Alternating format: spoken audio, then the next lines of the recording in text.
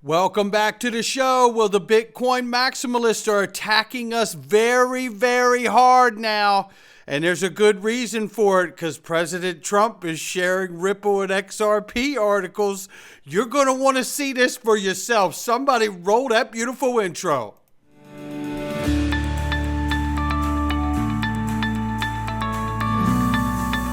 Digital Perspectives with Brad Kimes. Come on in.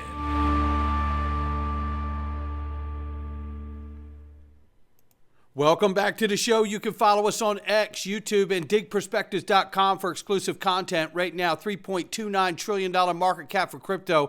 The market's off 1.4%. Bitcoin 96,200 plus, Ethereum 2,700 plus now. XRP still at the number 3 spot, $2.59. We're off 0.4 on the 24. We're still up 7% on the 7-day. Let's take a look at the range of price very quickly, ranging between 247 and 262. We'll keep an eye on it. Let's get started very quickly. It's XRP Las Vegas, ladies and gentlemen, and oh my goodness, after what you're going to learn today, I think you're going to want to get a ticket. Take a listen. Exciting times ahead for the crypto industry and XRP. Now is the time to learn more about the evolution of finance and Web3 at the world's largest XRP conference in Las Vegas, May 30th and 31st, XRP Las Vegas 2025. Hear from industry leaders about the direction of this industry, including emerging yield earning options, custody, tokenization of real-world assets, and more. The journey has been long, and now we can celebrate together at XRP Las Vegas 2025. Get your event tickets and hotel discounts at xrplasvegas.com. New speakers added to our lineup include Austin King, Omni, Mark Otto, Monorex, Keith Grossman, MoonPay, Dom Kwok, Easy A, Matt Hogan, Bitwise, and more. Go to xrplasvegas.com for additional speaker lineups. Lock in your tickets now. XRP Las Vegas 2025 will be here before you know it. No doubt about it. Things are moving fast. Let's get into this. Oh my gosh. Now listen, I know a lot of people to be like, why aren't we talking about Bitcoin maxi people fudding out XRP? Well, I'm going to tell you, you're going to want to find out today, because there's a big reason why, and you need to know why. But I'm about to show you why. First of all, listen to this guy, Da Vinci Jeremy. Oh my. It is clear that XRP is a banker coin. And if you want to support your bank who will take all your wealth from you, go buy XRP. Support XRP, because you want the highest criminals of our society to be wealthy. I don't. That's why I buy Bitcoin. You do love your criminal banker, so you buy XRP. I prefer the people's money, Bitcoin. Bitcoin will be the money that everybody uses in the future, and it allows for more freedom. Why? Because the protocol, the systems that are involved cannot be modified. Whilst with XRP, in the future, if they want to expand the currency of XRP, they can. If they want to block you from transferring XRP, they can. And if you don't think so, then why isn't Venezuela using XRP as their means of transactions, or Iran? Oh, that's right, because they know they'll be stopped. You know, this is, first of all, I said here, I think we have our answer. There is zero. Clear that XRP. There is zero Leonardo da Vinci in this Da Vinci. And you can certainly have your own opinion, but you're not entitled to your own facts. Now this guy sat down with Matt Hamilton and was informed that freezing XRP is not an option. This is a deliberate untruth, ladies and gentlemen. This guy is a liar now, and he's a deliberate liar. So it's not me like speculating if he's a liar. Matt told him the truth, and now he's choosing to come out here because he's scared. He's scared because he knows, even the community notes got a hold of his ass. And the community notes even fixed him. Look, the reality is you cannot freeze or claw back XRP. That's the bottom line. Can't do it. But you can do it with other assets on the ledger, like stable coins, central bank digital currencies, and others. And you know why you can do that? Because that's what happens in the traditional financial world when you make a payment and you need to rescind a transaction. And you can't do that on Bitcoin. But obviously, that's where this guy proves to you that he's not got any Leonardo da Vinci in him. He's just Da Vinci Jeremy, right? He lacks the capacity and the bandwidth to understand that if you think the world's going to use an asset, they're going to need to be able to rescind a transaction just like they do today. Duh. Oh, it gets worse. And there's a reason why this is ramping up so badly. Stay with me here. This is real. Folks, I tell you, think about the 4 years of the court case. Think about the attacks that happened to publicly smear Ripple, XRP, Brad Garlinghouse, and Chris Larson directly. And then trickle down and shower down on the rest of us for even being a part of the community and believing in it. Well, this is all backfiring here, and I'm going to take you home to this. Trust me. I'm going to show you why they're so scared today. And it involves President Trump and Ripple and XRP. So another 1.6 million views here. Tristan Tate's chart. XRP won today. What's your favorite crypto asset? Patrick Bett did the same thing. Got 1.6 million views there. XRP wins the day, topping out over Bitcoin and every other asset. Well, it's scaring them. Breaking, Gary Cardone deleted his poll because he said you're 50 years old, worth $10 million and going into suspended hibernation for 8 years to 2033, escaping complete world chaos and a virus. You're required to make a 100% investment in one of the following and have 1 hour to make a decision. XRP was leading the pack, and he tagged Patrick David because he thought he'd get everybody to say Bitcoin. And Gary Cardone deleted the poll because XRP was leading by 65%. It was too embarrassing for him. There it is. It was too embarrassing for him.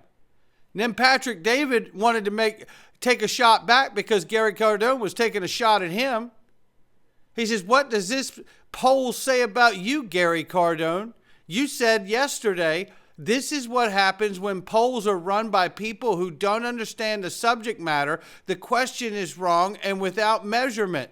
Dumb polls equal dumb answers. Does it apply to this poll?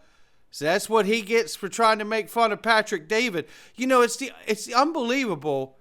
You know, I've spoken to Gary, you know, but Gary is latched on, and it's like you can't get him to understand anything. Now, Gary can barely explain this space to you, and I know that because I spoke to him. And Gary, you're welcome back on my show if you like to embarrass yourself. I'm happy to do it for you on this channel, and all I got to do is let you talk. This is what happens. You try to belittle and humiliate and make fun of somebody online. It turns out, you know, my father said one time, he said, you know, if you walk into a room and you can't figure out who the idiot is, it's you. I hope it helps, Gary. Meanwhile, hey, Patrick, this transition in the crypto space from speculation to utility is going to be hard on these Bitcoin maxis. Yeah, it's going to be very tough. This is one of the reasons why it's going to be so tough for Gary and everybody else and Da Vinci Jeremy. This industry is insane. So there's Bitcoin maximalists, but everybody agrees, like, you know, XRP sucks, and I don't really get it, right? I mean, they're a legitimate company. They don't pretend to be something they're not, and they're really good at one thing: moving money fast and cheap. And it's fantastic. It fills a big need. And for a hedge fund like us to be able to denominate in Ripple and XRP, I just did the same thing, is really, really, really good. We did our first close. We moved north of $50 million into the company in Ripple and XRP in like 2 seconds, and it cost 30 cents. Now, that is amazing. There's no way to do that with fiat or and there you have it. Or Bitcoin. And there you have it. And that's one of the things that's got them so hot under the collar. Not to mention the fact Bitcoin maxis are panicking, and for good reason. XRP isn't just taking the top spot in sentiment, with all of these polls. It's taking over with institutional backing and regulatory clarity. And that's really what's got them upset. And this is about to send them sideways. This here is Justin Belcher. Bitcoin, nothing else. So you already know you're talking to the blind right now. But listen to what he says. A strategic Bitcoin reserve is dead in Wyoming, the most friendly state, Bitcoin state in America. Yet Cynthia Lummis claims her federal bill with 0 co-sponsors will pass Congress with hundreds of votes. If Wyoming won't support it, D.C. certainly won't, then why keep on? He says here, the absurdity of Wyoming, most Bitcoin-friendly state in America, rejecting a strategic Bitcoin reserve bill should tell you everything about the viability of Senator Cynthia Lummis's national proposal. If it can't pass Wyoming, what chance does it have in Congress? 0. Lummis is peddling fantasy, says Justin Belcher, claiming her federal Bitcoin bill will get hundreds of votes, yet it has no co-sponsor, and the state's strategic Bitcoin reserve bill just got laughed out of a state with barely 500,000 people.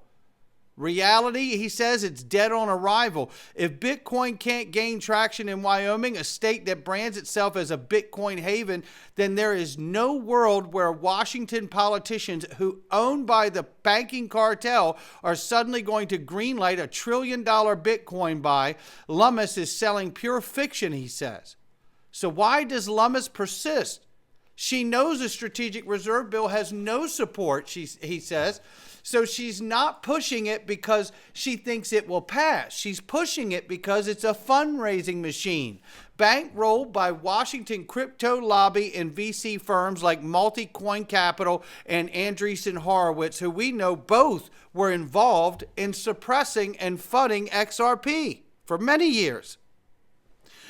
Does anyone seriously believe that Congress, who existed to protect dollar dominance, is going to buy $1 trillion of Bitcoin? The idea is so absurd that the only logical explanation of her persistence is fundraising and influence peddling.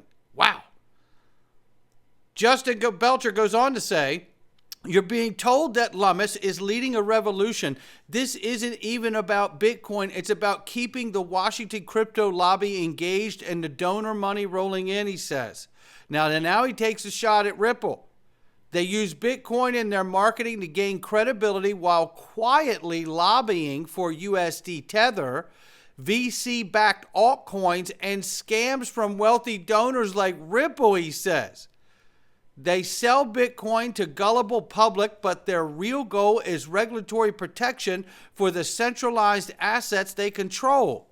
Politicians push Bitcoin bills for fundraising, but the government's ultimate goal is USD Tether adoption as a de facto CBDC.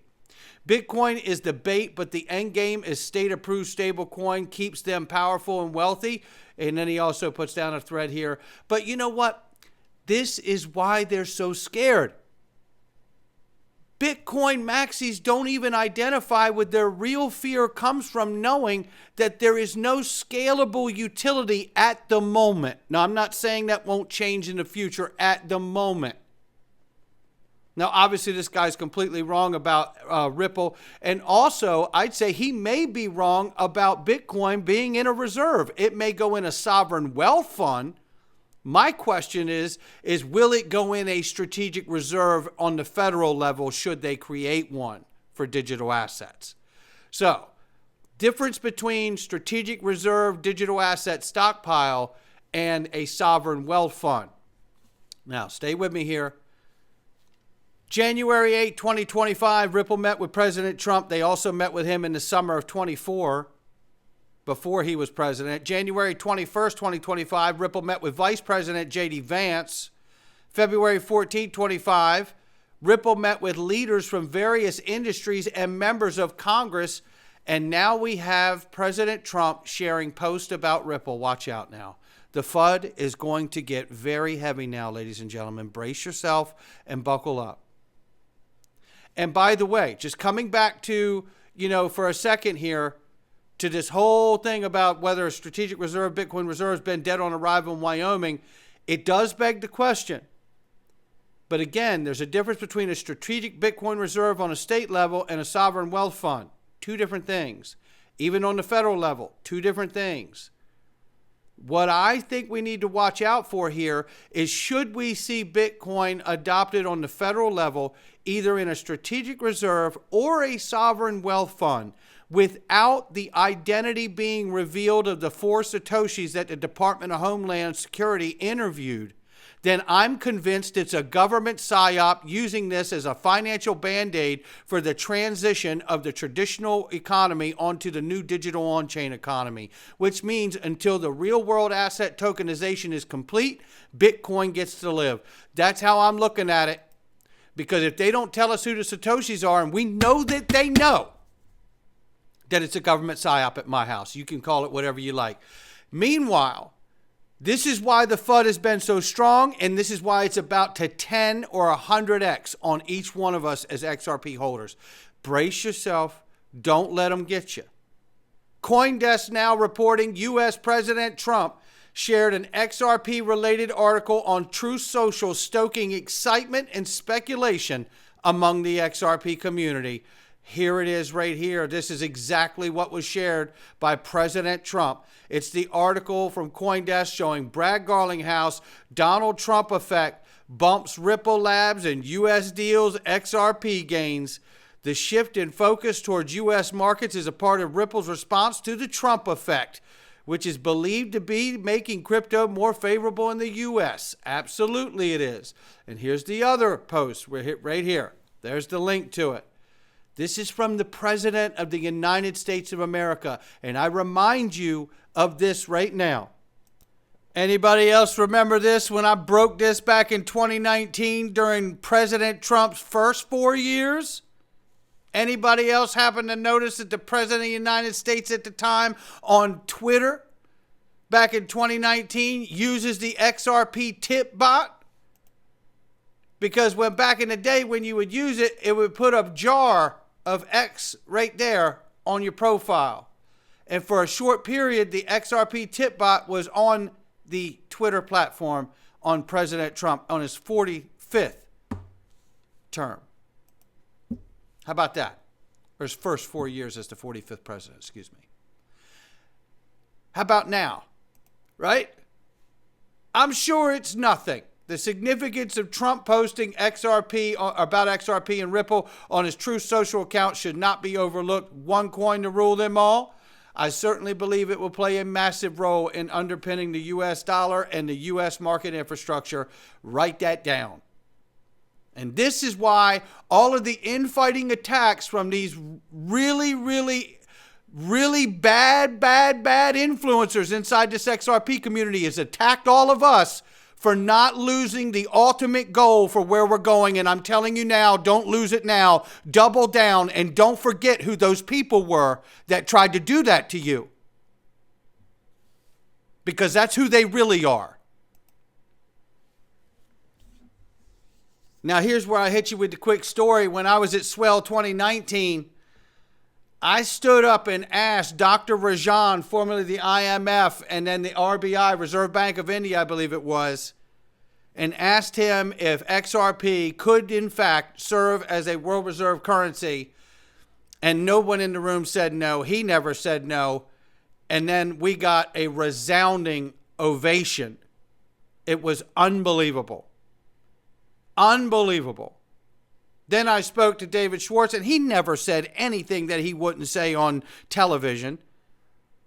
What astounded me is that obviously I'd been following this asset for so long, and I came down to it. I walked out and I said, well, you know, everybody's talking around the idea. Am I wrong for asking it directly? You know, they all are dancing around the idea, but they seem too scared to ask it. So I asked it, was I wrong for doing so? And he says, no, think about it. What choice do they have? You're going to use the Chinese yuan or an asset that's made in America? And I think it's so pertinent and relevant now at Trump at his 47th and his back nine as the 47th president.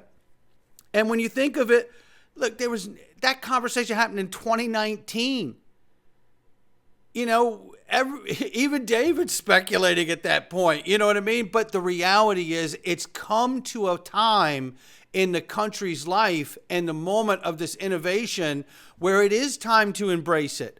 And it is come to a point to where what is the option to do? We're not going to have a central bank digital currency here in the United States directly issued. No, no, no. We don't want that tied to surveillance and then a social credit score like China. And I think that was David's point to me back in 2019. What do you want to see them use a Chinese yuan and everybody's being surveilled and on a credit score? I mean, he didn't say that, but I mean, that's what that implies, really. I don't want that for us. Hell, I don't want that for the people of China, right? So now here we are. It's 2025, and President Trump is sharing Ripple and XRP news. Meanwhile, XRP is proceeding based on our lines, says Dark Defender. After wave 2, and XRP will continue to wave 3 and 5 waves on the daily chart. Support levels are $244, $1.99. Resistance levels $260, which we know. $3.39, $5.85, and $8 plus. How about that? With everything in front of us, I say bring it on, ladies and gentlemen. We're going into the Freedom Zone. I hope you will join us. Ladies and gentlemen, you can go directly underneath my video and click the links to join the Freedom Zone, either on Patreon or directly on YouTube. You choose, you prefer. Same content, 0 Google ads, and extra content as well. I hope you will join us. Today we're going into some really, really electrifying news. Kash Patel just confirmed as the new FBI director. 10-year term, I believe. This is going to be very, very exciting, ladies and gentlemen. Very, very exciting. Plus, we also have some Robert F. Kennedy Jr. news that is going to be great for all of America. I hope you will join us. Click the join button on YouTube or the links underneath the video to find us. We're going into the Freedom Zone right now. Not financial advice from me or anyone else. Come on in. All right. Welcome back, everybody.